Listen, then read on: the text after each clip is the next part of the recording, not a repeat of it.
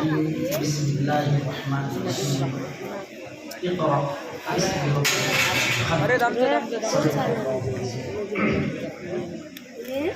میرے عزیز ساتھیوں،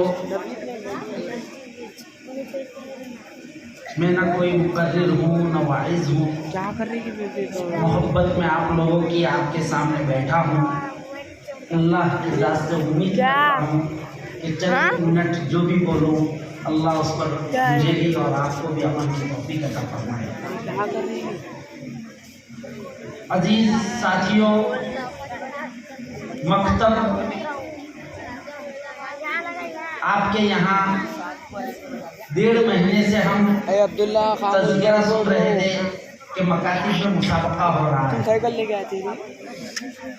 جو اساتذہ کرام آپ کے محنت کر رہے تھے وہ پورا کے پورا وقت عقل کو آیا۔ حضرت وستانوی صاحب دامت برکاتہم، حضرت معظمہ صاحب وستانوی صاحب سے کئی گھنٹوں میٹنگ کی، پورا نظام بتایا۔ بڑے حضرت نے، حضرت معظمہ صاحب نے ان کی بہت حوصلہ افزائی کی، مار کھاتا کیا پیچھے بیٹھنا، اور الحمدللہ بہت زیادہ خوشی کا اظہار کیا اور ان کو اسی مجلس میں اس سے پہلے کئی افراد آئے تھے تاریخیں مانگنے، لیکن قسمت میں نہیں تھا۔ رب کریم قضا اور قدر کے مالک ہیں، اللہ کی ذات جانتی ہے۔ حضرت مولانا حذیفہ صاحب نے اس پروگرام کے لیے ایسی تیاریاں کی کہ میں علماء میں بات کروں گا تو ان کو یہ کتاب دوں گا، میں ڈاکٹر میں بات کروں گا تو یہ کتاب دوں گا، میں عوام میں بات کروں گا تو یہ کتاب دوں گا۔ اس طرح سے اتنی تیاری کر کے ہزاروں کتابیں پوری گاڑی بھری ہوئی تھی۔ گزشتہ 2 دن پہلے جب ہم حضرت کے ساتھ نکلے تھے، انوا تک وہ گاڑیوں میں کتابیں بھری ہوئی تھی، لیکن حافظ اسحاق صاحب نائب رائے سے محترم کا انتقال ہونے کے وجہ سے حضرت واپس انکل کو چلے گئے اور ان کی جگہ پہ پھر حضرت نے ہم اس وقت کو روانہ کیا کہ آپ جا کر ہماری طرف سے معذرت فرما دیں۔ لیکن خوشی کی بات یہ ہے کہ اللہ رب العزت نے آپ شہر میں ایسے علماء دیے ہیں جو آپ کے بچوں پر محنت کرتے ہیں، بہت خوشی کی بات ہے۔ ہم اپنے گھروں کا جائزہ لیں، ہمارے گھر میں بچہ فجر پڑھتا ہے یا نہیں پڑھتا ماں باپ نہیں پوچھتے، گھر میں بچے نے کھانا کھایا یا نہیں کھایا یہ ماں پوچھے گی کہ بیٹا کھانا کھایا، لیکن ماں یہ نہیں پوچھے گی کہ بیٹا نماز پڑھا یا نہیں پڑھا، یہ استاد پوچھے گا۔ بچہ دسترخوان پر اپنے آپ کو بٹھا دے گا، ماں روٹی سالن دے دے گی، بیٹا سب ابا امی کے ساتھ بیٹھ کر کھانا کھا رہا ہے، لیکن اس نے بسم اللہ پڑھا کہ نہیں پڑھا یہ دیندار گھرانہ پوچھتا ہے، ورنہ بچہ تو بیچارہ ہاتھ دھویا کہ نہیں دھویا، سنت کے مطابق بیٹھا کہ نہیں بیٹھا، فوراً کھانا شروع کر دیتا ہے۔ لیکن اگر اس نے بسم اللہ پڑھی ہے تو وہ مکتب کے استاد نے سکھایا ہے اس کو کہ کھانے سے پہلے بسم اللہ پڑھنا ہے۔ عظیم احسان ہے ان اساتذہ کرام کا اس امت پر جو 2000 3000 4000 5000 کی نوکری کر کر ان معصوم بچوں کی زندگیوں کو سنوارتے ہیں۔ آپ کیا جانتے ہیں اللہ رب کریم ان کی ضرورتوں کو اپنے خزانے غیب سے پوری کرتا ہے، ان کے خزانوں کے اندر رب کریم رزق دیتا ہے۔ یہ اپنے آپ کو جو محنت اور مجاہدے میں لگاتے ہیں وہ سنت نبی اور اللہ کی محبت میں لگاتے ہیں، اللہ کے نبی صلی اللہ علیہ وسلم کے اوپر اپنی جان کو نچھاور کر کر لگاتے ہیں۔ وہ صرف نسبت کا خیال کرتے ہیں کہ یہ امت پڑھے گی تو ہماری آخرت بنے گی۔ والدین ان مدارس میں ان کو بھیجتے ہیں تو صرف ایک مقصد کے لیے بھیجتے ہیں کہ میرا بیٹا اگر حافظ قرآن بنے گا تو یہ مجھے جنت میں لے جانے والا بنے گا۔ کسی اسکول اور ٹیچر کے پڑھنے والے پر اللہ کے نبی صلی اللہ علیہ وسلم نے ایسا نہیں کہا اقرأ وارتقی کما ترتل منزل کے آخری آیت تقرأها۔ کسی قرآن میں کسی کے بارے میں اللہ کے نبی صلی اللہ علیہ وسلم نے یہ نہیں کہا، حافظ قرآن کے بارے میں کہا کہ قرآن کو پڑھتا جا اور جنت کے درجات کو چڑھتا جا، تیری آخری منزل وہی ہوگی جہاں تیرا قرآن کا رکنا ہوگا۔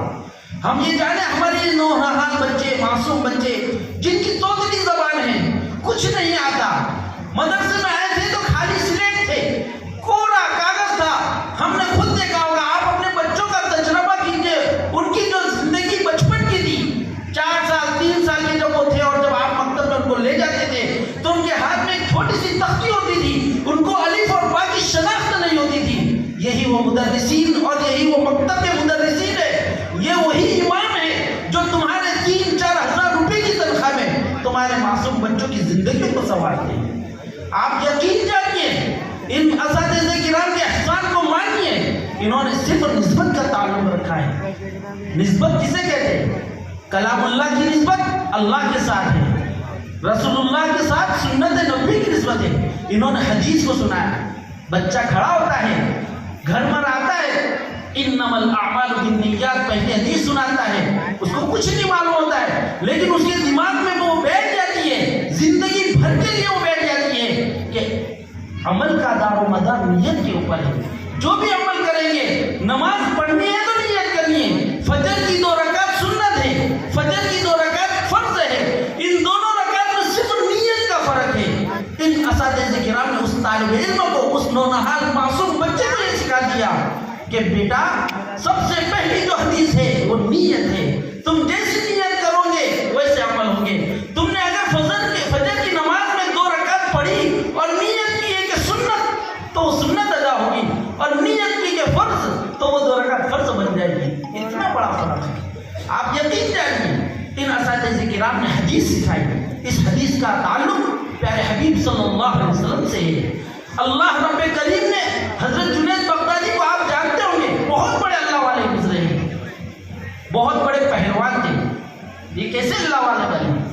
निस्बत, मोहब्बत। उन्होंने निस्बत से मोहब्बत की थी, अल्लाह के नबी सल्लल्लाहु अलैहि वसल्लम की निस्बत से उन्होंने मोहब्बत की थी, अल्लाह ने उनका दर्जा बुलंद कर दिया। बहुत बड़े पहलवान थे। जिस दरबार में वो रहते थे, उस दरबार के बाहर एक आदमी आता था, रोजाना आता था और ऐलान करता था कि जुनैद से मेरा पैगाम पहुंचा दो कि मैं तुमसे कुश्ती लड़ना चाहता हूँ। रोजाना दरबार जुनैद के पास आता था और ऐलान कर देता था कि भाई कोई है जो तुमसे कुश्ती लड़ना चाहता है। धीरे धीरे बात ये बादशाह सलामत तक पहुंची। बादशाह सलामत ने कहा कि ऐसा कमजोर नहीं, कमजोर आदमी शाही पहलवान से, लेकिन बादशाह ने कहा ये रोजाना आ रहा है। चलो एक दिन ऐलान कर दिया कि चलो फला वक्त में फला मकाम पर कुश्ती होगी। हजरत जुनैद तैयार हो गए, अखाड़े में पहुंच गए। वो कमजोर आदमी भी पहुंच गया। दोनों में हाथापाई शुरू हुई। तो हाथापाई शुरू होने से पहले उस कमजोर आदमी ने कान में कहा, जुनैद एक बात सुन, मैं हज़रत फातिमा की नस्ल से हूँ, मैं आले रसूल हूँ, मैं प्यारे आका सल्लल्लाहु अलैहि वसल्लम के ख़ानदान से हूँ। एक जंगल में हज़रत फातिमा के ख़ानदान से कुछ अफराद पड़े हैं जो फ़ख्र फाका से भूखे हैं। रोज़ाना मैं बाजार आता हूँ, शर्म के मारे हाथ फैला नहीं सकता, लेकिन किसी न किसी तरह ये सोचकर कि मैं कुछ करूं, यही एक शक्ल समझ में आई है कि तुम अल्लाह के नबी सल्लल्लाहु अलैहि वसल्लम से मोहब्बत करते हो तो ज़रूर उनके औलादों से भी मोहब्बत करोगे। इसलिए हमने आज ये सोचा कि आपसे कुश्ती लड़ लें और हम आपके सामने कुश्ती लड़ेंगे। आप हार जाएंगे, मुझे इनाम मिलेगा। आपने आज अगर हार मान ली तो मैं नाना जान से तुम्हारी सिफारिश कराऊंगा। हज़रत जुनैद के बगदादी रहमतुल्लाह अलैह के कान में जब ये आवाज़ पहुंची, कुश्ती शुरू हुई। थोड़ी देर हाथापाई हुई और हज़रत जुनैद ने अपने आप को पछाड़ दिया। तारीख में आता है हज़रत जुनैद की जो कुश्ती खेलने वाले अफराद देखने वाले थे, बादशाह ने कहा कि कुछ गड़बड़ हुई है। दूसरी मर्तबा कराई गई। दूसरी मर्तबा भी हज़रत जुनैद ने अपने आप को हरा दिया। तीसरी मर्तबा हुई, तीसरी मर्तबा भी हरा दिया। हज़रत जुनैद बगदादी के सामने जब यह हार आई तो बादशाह सलामत ने हज़रत जुनैद को अपने शाही पहलवानी से हटा दिया और बदनाम कर दिया और बहुत बुरा भला कहा और पूरे गांव में उनकी बदनामी कराई। लेकिन हज़रत जुनैद बगदादी रहमतुल्लाह अलैह का दिल खुश था। वो ये समझ रहे थे कि आज मैंने एक ऐसे आदमी को इज्जत दी है जिसका ताल्लुक प्यारे हबीब सल्लल्लाहु अलैहि वसल्लम से। घर पर गए, घर वालों ने उनको बुरा भला कहा,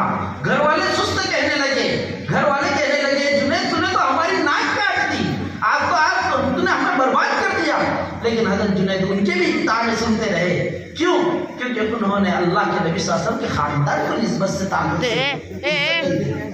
رات میں بستر پر سوئے ہیں، بیٹھنا نیچے کیا کھاتا مارا ایسے ہی آنکھ لیتی ہے، پیارے آقا صلی اللہ علیہ وسلم خواب میں تشریف لاتے ہیں اور کہتے ہیں جنید آج تو نے میرے خاندان کی عزت کو اونچا کیا ہے، آج سے اللہ تیری عزت کو اونچا کرے گا۔ رب کریم نے ان کو وہ عزت دی، پہلے ان کو جنید کے نام سے لوگ جانتے تھے، اب حضرت جنید بغدادی رحمت اللہ علیہ کے نام سے جانتے ہیں۔ اس کو کہتے ہیں نسبت۔ انہوں نے حدیث سکھا دی، انہوں نے اپنی نسبت کو اللہ کے نبی سے جوڑ دیا۔ تمہارے معصوم بچے نے حدیث سیکھ لی، تمہارا معصوم بچہ نبی کریم صلی اللہ علیہ وسلم کی محبت سے جڑ گیا۔ تم نے اپنے معصوم بچے کو مدرسے میں بھیج دیا، تم نے اپنے آپ کو اللہ کے نبی کی محبت سے جوڑ دیا، آپ نے اپنی اولادوں کو دین سے جوڑا، پیارے آقا صلی اللہ علیہ وسلم کی محبت سے آپ نے اپنے آپ کو جوڑ لیا۔ میرے عزیز ساتھیوں، دنیا فتنوں کے دور سے گزر رہی ہے، ماحول خراب سے خراب ہوتا جا رہا ہے۔ ہمارا معصوم بچہ بھی اگر گھر میں رو رہا ہے اور وہ چپ نہیں ہو رہا ہے تو ماں خاموشی سے اس کو ایک موبائل دے دیتی ہے کہ لے بیٹا گیم کھیل۔ اب اس کے اندر اپنی زندگی کو برباد کرتا ہے اور ماں یہ سمجھتی ہے کہ میرا بیٹا بہت سکون سے زندگی گزار رہا ہے، مجھے ستا نہیں رہا ہے، مجھے تکلیف نہیں دے رہا ہے۔ وہ بچہ آگے چل کر جب بڑا ہو کر ماں باپ کا کہنا نہیں مانتا، وہ جب بڑا ہو کر ماں باپ کو گالی دینے والا بنتا، وہ بڑا ہو کر جب ماں باپ کا نافرمان بنتا تو وہی مولانا کے پاس آتے ہیں اور کہتے ہیں کہ میرا بیٹا نافرمان ہو گیا۔ ہم نے ہمارے بچوں کی تربیت کو بگاڑ دیا، ہمارے بچے مدارس کی لائن سے، ہمارے بچے ہم نے ہمارے بچوں کو اپنے ساتھ محبت میں سے کھانے بٹھائے۔ ہمارا ماحول کیا ہے؟ ہم الگ کھانے بیٹھ جاتے ہیں، بچوں کو الگ کھانے بٹھا دیتے ہیں، ہم اپنی لائف اچھی الگ گزارتے ہیں، ہم اپنے بچوں کو الگ روم میں سونے دے دیتے ہیں۔ نہیں، ہمارا بچہ ہماری نگاہوں کے سامنے رہے، ہمارا بچہ ہماری نگاہوں کے سامنے کھائے۔ ہم اگر دسترخوان پر بیٹھ رہے ہیں تو ہم سنت کے مطابق بیٹھے اور اپنے معصوم بچوں کو ساتھ میں بٹھائے اور کہیں کہ بیٹا بسم اللہ پڑھ کر کھانے کا، لقمہ گر جائے تو اٹھا لینے کا۔ یہ اگر تربیت ہماری ہوتی نہیں تو یہ بچے ہمارے فرما بردار بنیں گے، یہی بچے ہمارے بڑھاپے کے کام آئیں گے۔ آج دوپہر میں ایک فون آیا تھا، 60 سال کا بوڑھا ہے، رو رہا تھا فون پر اور کہہ رہا تھا کہ مجھے ایک نکاح کی ضرورت ہے۔ قاری عمر صاحب گواہ ہے، وہ رو رہا ہے، وہ اپنی کہا کیوں؟ کہا میرا بیٹا ہے، مجھے میری بیوی کا انتقال ہو گیا ہے، مجھے چائے پینے کے لیے بھی تکلیف ہوتی ہے، میرا بیٹا اور میری بیوی اوپر سے اترتے نہیں ہے، مجھے پورا دن نیچے رہنا پڑتا ہے، کھانے کے لیے بھی مجھے تکلیف ہوتی ہے۔ یہ حالات اس وقت آئیں گے جب ہم اپنے اولاد کی صحیح تربیت نہیں کریں گے۔ ہم یہ مت سمجھو کہ میں جو کما رہا ہوں تو میری اولاد کے لیے کما رہا ہوں۔ جس نے جو کمایا وہ یہی رہنے والا ہے اور جس نے جو اللہ کی راہ میں خرچ کر دیا وہ آخر میں ساتھ آنے والا ہے۔ عرب کے اندر ایک مسجد ہے، مسجد ابراج کی، خرچے کے اوپر بول رہا ہوں، ہم مکتب میں بچوں کو بھیجتے ہیں، الحمدللہ بچے جاتے ہیں، ہر مہینے جاتے ہیں اور جا کر پھر 100 روپے 150 روپے 50 روپے جو فیس ہوتی ہے وہ دیتے وقت ہمارے والدین ہمارے ذمہ دار کتراتے ہیں، ارے یہ وہ دولت ہے، اس پہ تو جتنا لٹایا جائے کم ہے، تم قرآن کی تعلیم پر دے رہے ہو، اس پر دینے میں ہمارے جیب سے پیسہ کیوں نکلتا نہیں ہے؟ دنیا کی دولتوں پہ ہمارے پیسے کیسے خرچ ہوتے ہیں؟ آپ اپنے آپ کو سمجھاؤ کہ میں جب کسی فیشن کرنے کے لیے عید کے کپڑوں کی خریدی کے لیے جاتا ہوں تو اپنے لباس کو 5,000 10,000 پیسے خرچہ کر دیتا ہوں، کسی طرح سے کوئی کاروبار شروع کرتا ہوں تو لاکھوں روپے قرضہ لے کر اپنے کاروبار کو شروع کر لیتا ہوں۔ ان معصوم بچوں کی زندگی کو بنانے کے لیے اگر ہمیں 100 روپے مہینے کے دینے پڑ رہے تو اس میں ہمارے لیے کتنی تکلیف ہو رہی ہے؟ ہمیں تو یہ ہونا چاہیے کہ ہمارے ماں اور بہنوں کو تو یہ ہونا چاہیے کہ کچن کے اندر ہمارا ایک ڈبہ ایسا ہو جو روزانہ صدقہ کے طور پر، ان بچوں کی معصوم کی پڑھائیوں کے طور پر، ہمارے گھر میں کوئی آفت نہ آئے اس کے لیے ایک ایسا ڈبہ ہو جس کے اندر روزانہ کچھ نہ کچھ اللہ کے لیے ڈالتے رہے اور مہینے کے آخر میں جتنا جمع ہو جائے کسی مکتب کے اندر، کسی مسجد کے اندر، کسی مدرسے کے اندر دے دیا کرے تو ہماری زندگی کے حالات بھی سدھرتے جائیں گے۔ میں کہہ رہا تھا عرب میں ایک مسجد ہے ابراجی، یہ واقعہ بیان کر کے میں اپنی بات ختم کرتا ہوں۔ بہت بڑی مسجد ہے، حرم کے بعد سب سے زیادہ گردی اس مسجد کے اندر ہوتی ہے، بنی ہے بہت بڑی مسجد اور اس کو ایک شہزادے نے بنائی ہے، اس نے کسی کا تعاون نہیں لیا اس کے بنانے میں، پوری مسجد بنائی کسی کا تعاون نہیں کیا۔ مسجد بن گئی، افتتاح ہو گیا۔ افتتاح ہونے کے بعد جب وہ سویا تو خواب میں اللہ کے نبی صلی اللہ علیہ وسلم کو دیکھا۔ پیارے آقا صلی اللہ علیہ وسلم نے کہا چلو، ساتھ میں چلے۔ کہا یہ محل ہے آپ کا، آپ نے اللہ کے گھر کی تعمیر کرائی ہے، یہ گھر آپ کا ہے۔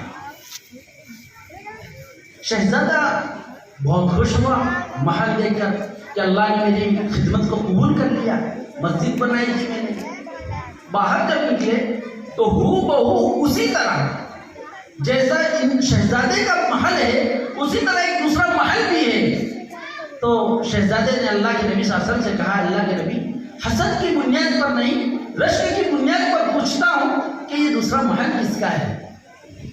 شہزادے سے اللہ کے نبی صلی اللہ علیہ وسلم نے کہا کہ یہ محل اس بڑھیا کا ہے جس نے تمہاری مسجد میں تعاون کیا ہے۔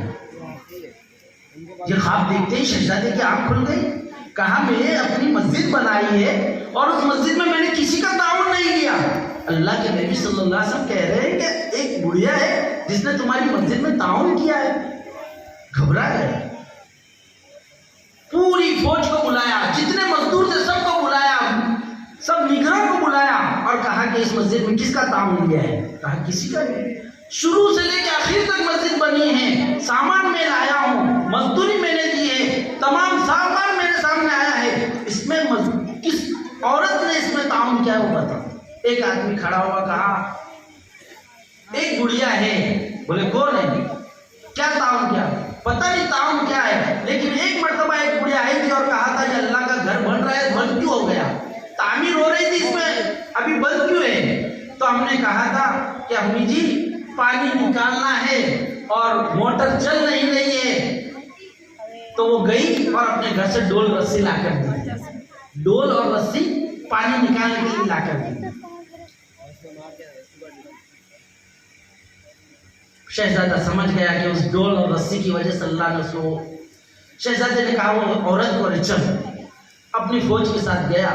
تاریخ کے اندر لکھا ہے کہ شہزادہ اس بڑھیا کے پاس جاتا ہے اور بڑھیا سے کہتا ہے امی جان کیسے ہیں؟ کہا بیٹا اچھی ہوں۔ بڑھیا، امی جان تم نے اس مسجد میں ایک مرتبہ ڈول اور رسی سے پانی نکالنے کے لیے دیے تھے، وہ کہاں ہیں؟ تو امی نے کہا، بڑھیا نے کہا کہ یہ نہیں۔ شہزادے نے کہا امی جان یہ کتنے کی ہے؟ کہا 2 دینار کی، 2 ریال کی ہے۔ اچھا، شہزادہ کہتا ہے یہ 10 ریال لے لو اور یہ ڈول رسی مجھے دے دو۔ امی کہتی ہے کہ نہیں یہ تو میں نہیں دوں گی۔ شہزادہ کہتا ہے 20 ریال لے لو۔ امی کہتی ہے کہ نہیں میں یہ نہیں دے سکتی۔ 50 ریال، 100 ریال، 10,000 ریال تک سودا ہو گیا۔ بڑھیا منع کرتی رہی، شہزادہ بولی لگاتا رہا کہ یہ ڈول اور رسی مجھے دے دے امی، یہ 10,000 ریال تم لے لو لیکن یہ ڈول اور رسی مجھے دے دے۔ وہ بڑھیا کہنے لگی اے شہزادے میں یہ ڈول رسی کیسے دے دوں؟ جس طرح آج رات کے خواب میں پیارے آقا صلی اللہ علیہ وسلم نے تیرا گھر دکھایا ہے، اسی طرح آج رات میں بھی مجھے بھی میرے آقا صلی اللہ علیہ وسلم نے میرا گھر دکھایا ہے، وہ اس ڈول اور رسی کی برکت سے۔ تو پیارے ساتھیوں، عزیزوں، اللہ رب العزت دنیا میں بہت دیتا ہے، لیکن اگر رائے کے دانے کے برابر بھی ہم نے ان مہمان رسول پر، ان پڑھانے والے اساتذہ کرام پر، ان کی زندگیوں میں بنانے والے پر جو قرآن کو اور حدیث کو سکھا رہے ہیں، ان پر خرچ کیا تو ہمارا پیسہ کبھی ضائع نہیں ہوگا۔ ضرور اللہ ہمارا دنیا اور آخرت میں اس کا بدلہ دینے والا ہے۔ اللہ تعالیٰ مجھے بھی اور آپ کو بھی کہنے سننے سے زیادہ عمل صالح کی توفیق عطا فرمائے۔ وما علینا الا البلاغ۔ یہ ہمارے